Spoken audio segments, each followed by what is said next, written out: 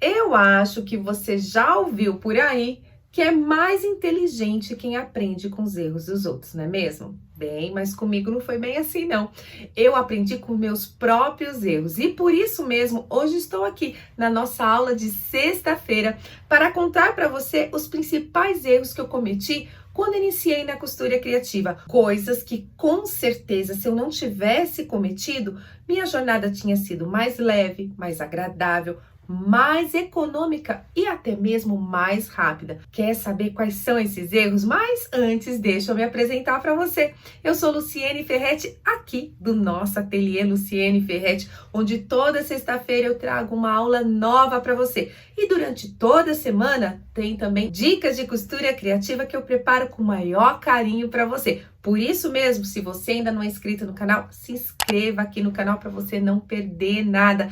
Aproveita, compartilhe esse vídeo com seus amigos para que mais pessoas possam se beneficiar desse conteúdo. E claro, curte esse vídeo para que assim você possa me ajudar a fazer o canal crescer. E já aproveito para te deixar mais um recadinho bem esperto. Vai lá no Instagram e me siga, porque lá você vai saber um pouco mais do meu dia a dia, da minha vida, curiosidades e também, claro, muita costura criativa. Mas, como a pessoa que fala demais, chega de conversa e vamos já para a nossa aula de hoje.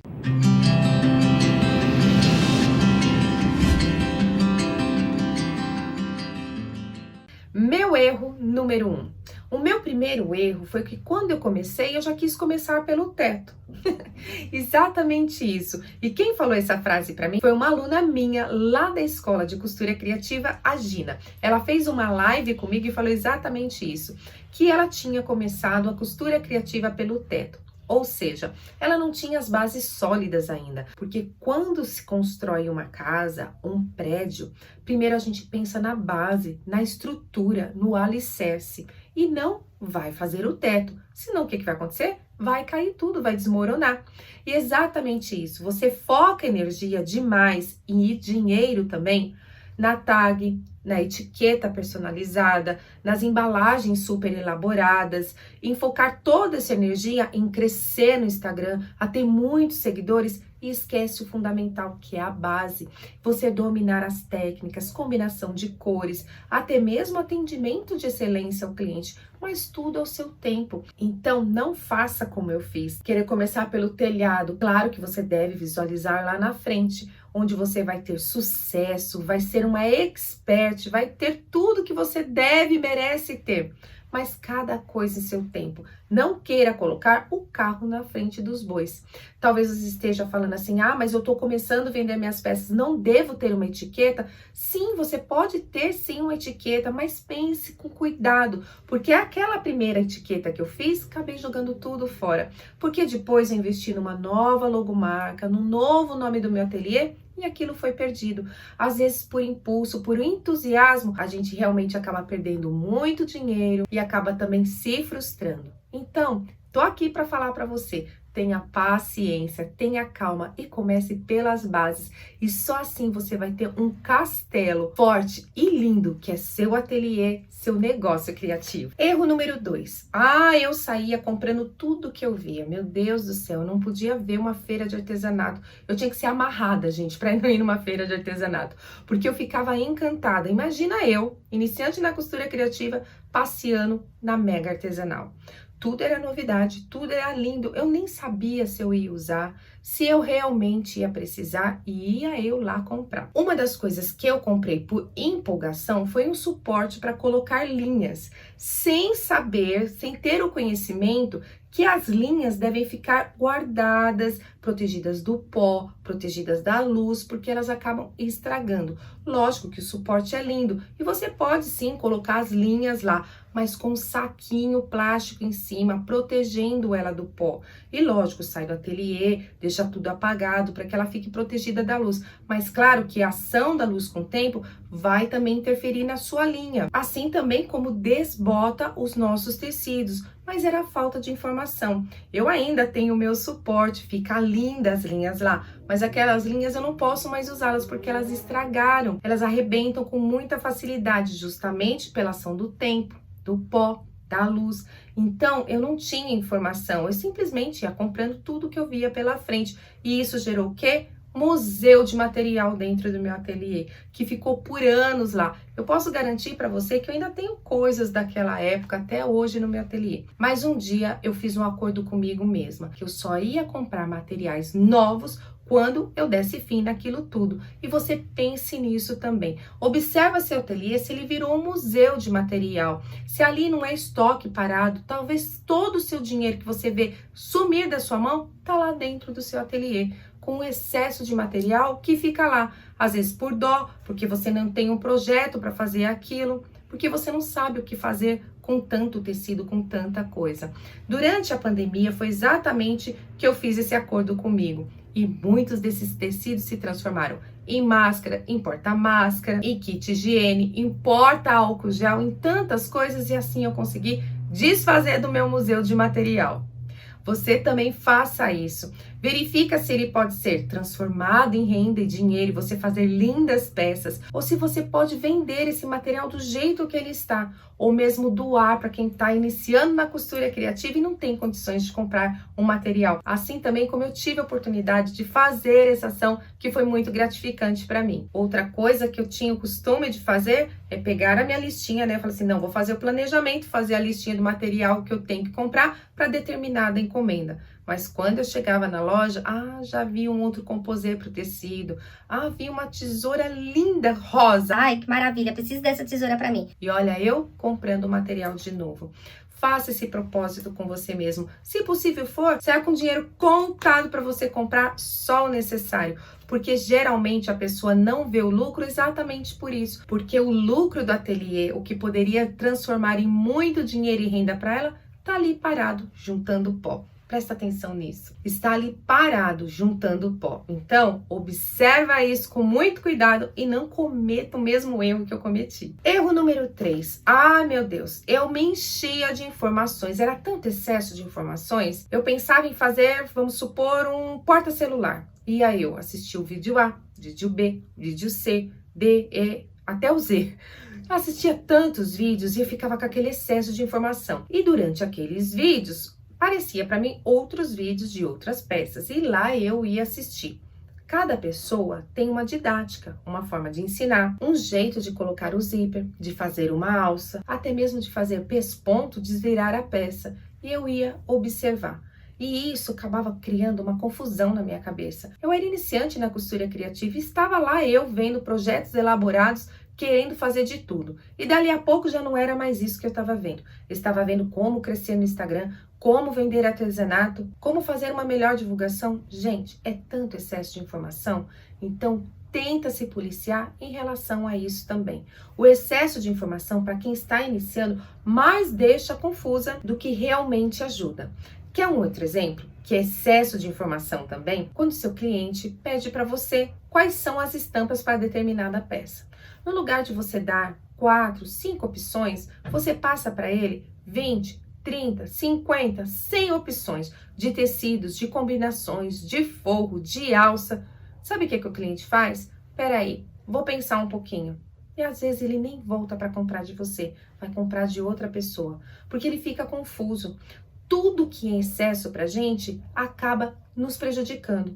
Então, não estou falando para você não assistir diversas professoras de artesanato, mas tenta sentir com qual você tem mais afinidade, que fala mais direto ao seu entendimento, ao seu coração. E não fica buscando infinitas informações. Seja você iniciante, intermediária, avançada, não importa. O que importa é que você tenha que ter foco no momento presente. Qual é a técnica que você quer aprender? Vá atrás daquela técnica, mas não pegue infinitas possibilidades de uma mesma técnica. Isso vai te deixar ainda mais confusa do que realmente te ajudar. Outra coisa que eu adorava comprar era projetos de costura criativa. Inclusive nas feiras de artesanato, em lojas de artesanato, sempre tem, né, um cantinho ali com os projetos de costura criativa, de patchwork ou do artesanato em geral. E ia eu lá, via a foto. É esse mesmo que eu quero fazer. Ia lá e comprava. Trazia para casa e às vezes não entendia nada. Estava começando, estava caminhando e aquela forma que estava escrita no projeto também me deixava confusa. E olha lá, projeto na gaveta. Outros eu nem fui ver se eu conseguia fazer, comprava por impulso aquele monte de projeto que eu preciso confessar para você, tem projeto até hoje. Muitos eu já até descartei, porque eu sei mesmo que eu não vou fazer, fica criando o quê? Pó e espaço no meu ateliê.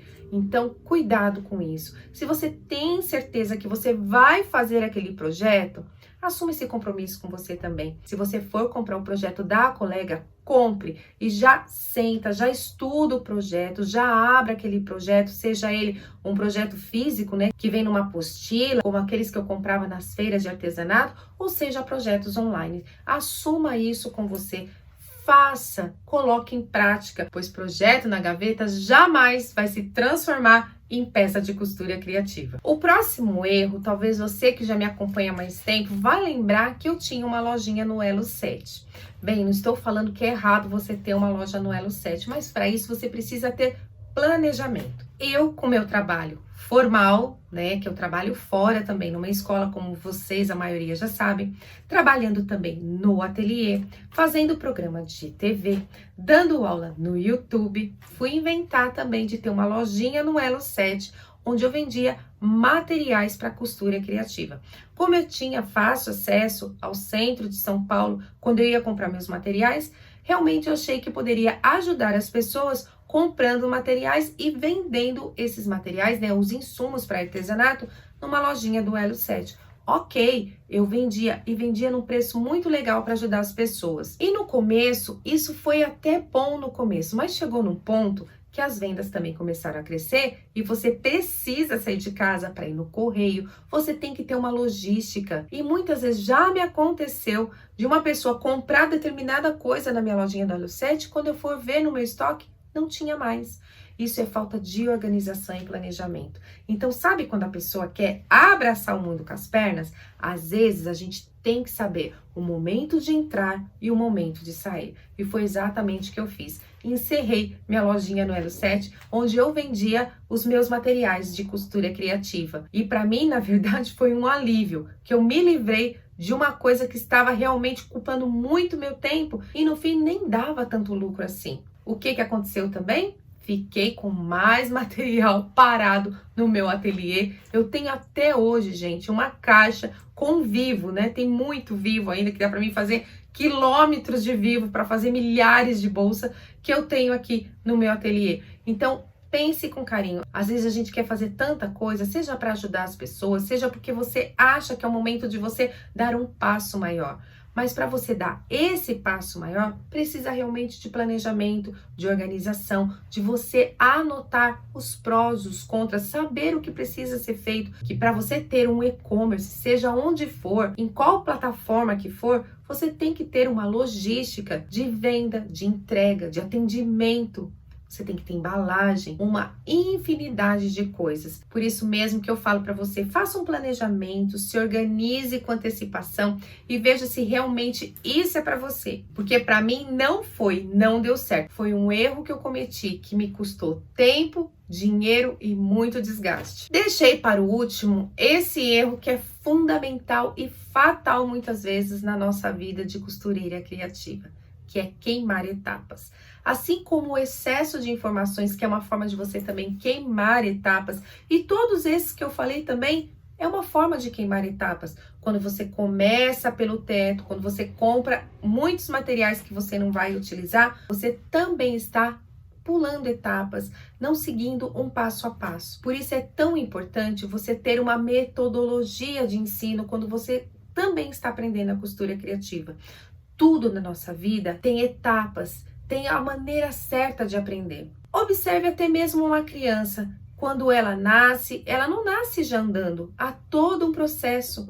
É um bebezinho que fica deitado, depois ele movimenta a cabecinha, ele rola, ele senta, ele engatinha, ele segura na bordinha do berço e finalmente ele vai andar. Você também não entrou no 5º ano, no 8º ano na escola? Você entrou antes mesmo do 1º ano. É importante que a criança esteja na educação infantil e até mesmo no berçário, aprendendo diversas coisas que vão estimular e preparar essa base para que ela possa aprender a ler, escrever e assim indo evoluindo no seu aprendizado. Quem vai aprender a cozinhar também da mesma forma, até mesmo fazer um bolo. Você não coloca o fermento antes, tem a ordem certa de você colocar o fermento, os ovos, o açúcar, os ingredientes, que às vezes você trocando a ordem do ingrediente dá ruim. E na costura criativa é a mesma coisa. Às vezes você quer pular etapas, quer ir lá para frente, não aprende o pontinho caseado à mão, não aprende o ponto invisível e assim pula a etapa de fazer acabamentos perfeitos. Você quer ir direto lá fazer o viés e acaba quebrando tanto a cabeça que agarra ódio do viés, nunca mais quer fazer peça com viés, porque você queimou etapas. Então não pule etapas. Faça do absoluto zero. Mesmo que você já esteja um pouco mais avançada, está aí quebrando a cabeça, pensando até em desistir da costura criativa, porque você empacou ali numa técnica. Volte, pare onde você está e volta lá do princípio.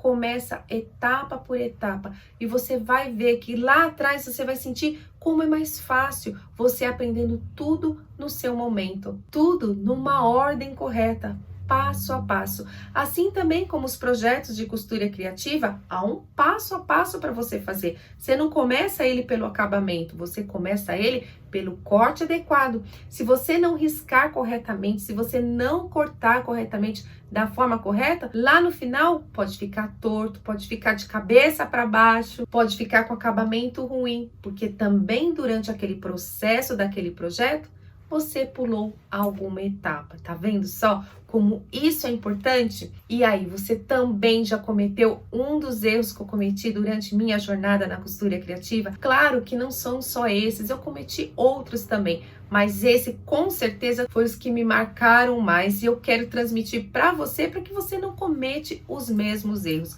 Coloca aqui nos comentários que eu vou adorar saber se você cometeu alguns erros desse ou outros também que pode nos ajudar. Bem, eu agradeço demais de você estar aqui comigo na nossa aula de sexta. Eu espero que você tenha gostado dessa aula e que a gente se encontre muito mais aqui. Muito obrigada de estar aqui comigo. Grande beijo e até mais!